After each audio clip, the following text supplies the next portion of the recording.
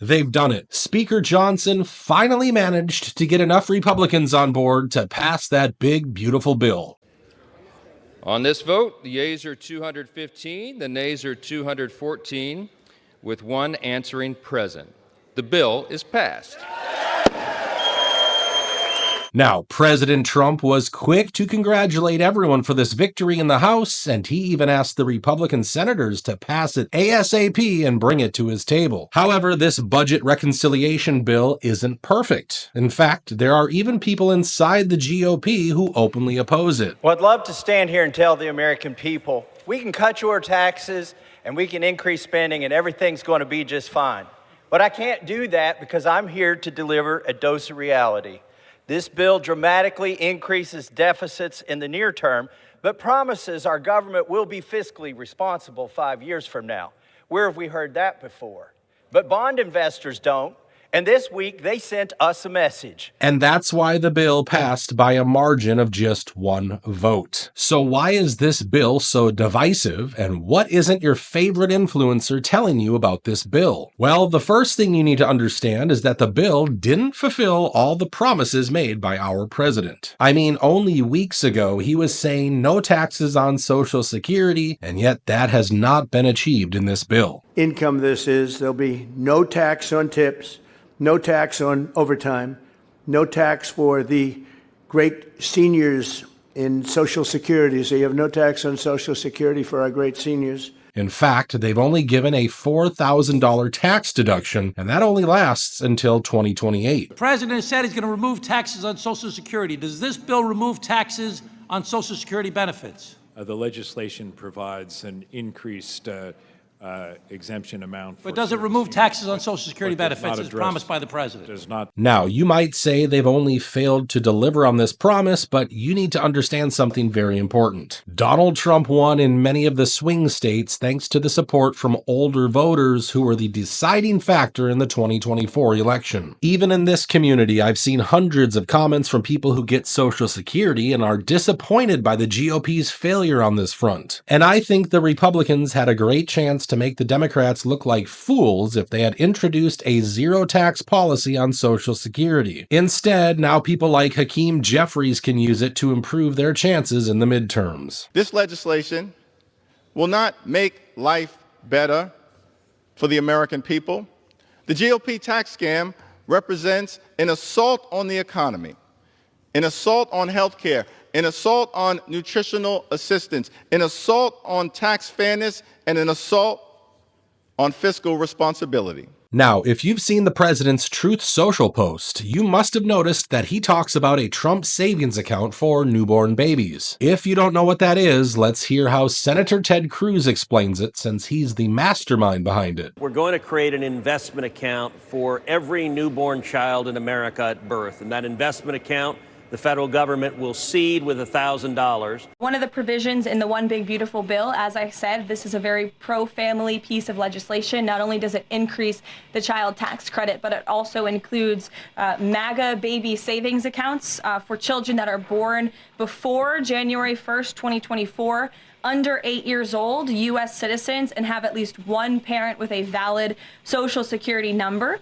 And when this tax provision becomes law, the child, if the parents seek to do this, will be set up with a savings account. Essentially, it's a 401k for a newborn baby. And child's relatives, their parents, can contribute up to $5,000 per year of after-tax dollars annually to that account. And then later in the baby's life, at age 25, savings account holders can withdraw up to the full balance of the account. Upon reaching 30, the account holders can access the full balance of the account for any purpose desired. So basically, they're going to open savings accounts for newborn babies, and the government will even put $1,000 into each of those accounts. While this sounds like a great idea, I don't think it's going to change our declining fertility rate in any meaningful way. One thing, however, that many parents will appreciate is the $500 increase in the child tax credit. It has now gone up from $2,000 to $2,500. Now, moving on, this big, beautiful bill does deliver on some other big promises. We all know that our president hates the idea of taxes on tips and overtime. Well, this bill finally gets rid of those taxes, but once again, these tax breaks will expire in 2028, so you better believe they're going to use this once again to get our votes. The bill also gives people tax deductions if they buy American-made cars, which was another promise the president made recently. If you buy a car in the United States that's made in the United States, if it's manufactured here,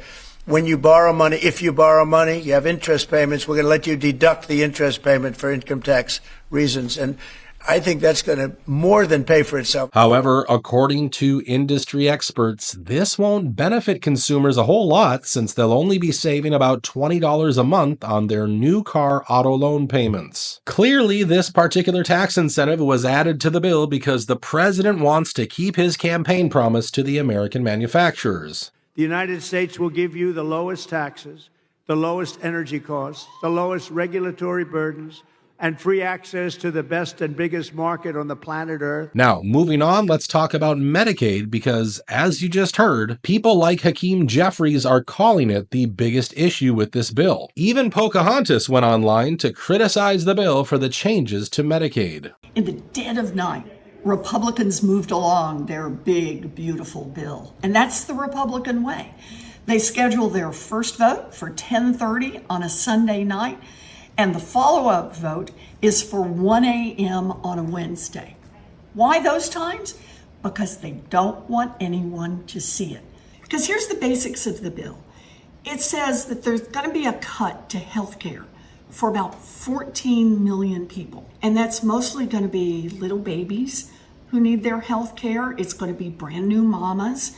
It's going to be people who've lost their jobs and need health care. It's going to be some seniors and people living in nursing homes. Cut health care. Of course, they're saying that this will make millions of American citizens ineligible for Medicaid, but they never explain how exactly. Well, here's how the bill will change Medicaid. First of all, the bill will pretty much change nothing for anyone who's disabled, has dependents, or is pregnant. However, adults without children will be required to work 80 hours a month or give the same number of hours to some kind of volunteer work to be eligible for Medicaid. The bill also makes illegal immigrants ineligible for Medicaid coverage. The program also will not pay for gender transition services. And on top of all of this, you'll need to enroll every 6 months to benefit from the program. Importantly, all these changes will come into effect at the end of 2026. Now, I can totally understand how the work requirement might make it impossible for some seniors to enroll in Medicaid. However, these were all the changes that the president had promised in many of his campaign rallies. So, as far as his voter base goes, these Medicaid changes are somewhat expected. But that doesn't mean it will be easy to pass this bill in the Senate. Clearly, the Democrats are going to fight, and it looks like some Republican senators are also straight up rejecting this bill. $37 trillion in debt, and we're going to add to it as Republicans? That is unacceptable. And that's why there's no way I'm going to vote for this bill in its current form. So there's a very real possibility that we'll see amendments to this bill, and if that happens, the one big beautiful bill might stay on the shelf for a few more months. Now, moving on, I want to talk about the tornado that hit St. Louis.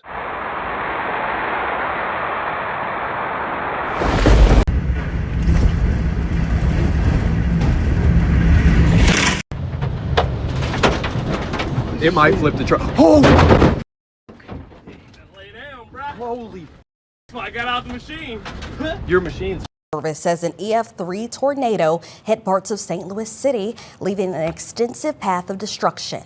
5 people were killed and 38 others were injured. According to the latest reports, more than 5,000 structures were damaged by this single tornado. Now, clearly, this is a tragedy, and I hope all these people get the help they need, but today, I want to talk about an official who failed to do their duty and warn the people. Now, Sarah Russell, who's the commissioner for the City Emergency Management Authority and appears to be another DEI hire, tried to pretend as if the sirens were going off. The SEMA office is very small, and the majority of the time we work closer to business hours unless the need arises, such as what we're doing now, or special events.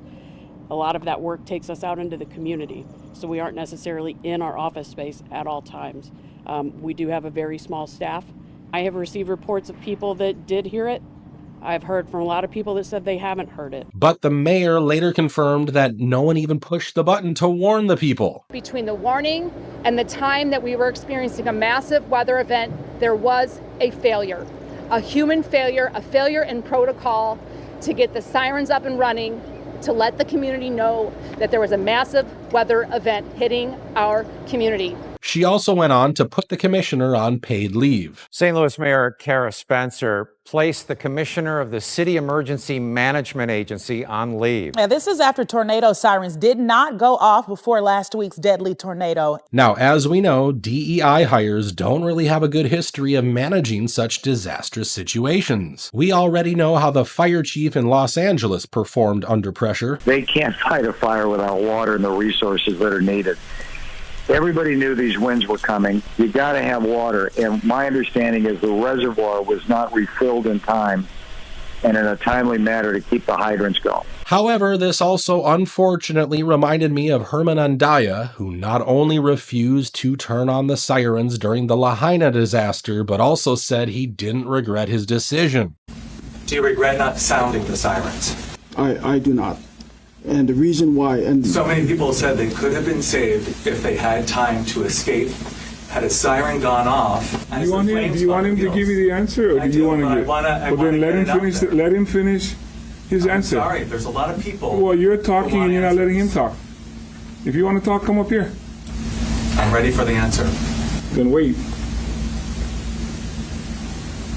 The sirens, as I had mentioned earlier, is used primarily for tsunamis, and that's the reason why many of them are found, almost all of them are found on the coastline. But at least he had to resign. The guy who refused to give water to firefighters didn't even lose his job. The commission is responsible, per our authorizing statute, to protect and manage all water resources in the state. One Water is like taking it and looking at it from a holistic system perspective. And that's not any different than how Hawaiians traditionally managed water. You know, in essence, we treated Native Hawaiians treated water as one of the earthly manifestations of a god and a kua kane. And so that reverence for a resource and that reciprocity in relationship was something that was really, really important. That man was just assigned to a different position and faced no consequences whatsoever. When your only job is to minimize the damage during an emergency, and you fail to even do that, should you not be held accountable? Let me know what you guys think about all this. Also, what did you like or dislike about this new bill? Share your thoughts and opinions with everyone in the comments down below. Have yourself a wonderful day, and we'll catch you on the next one.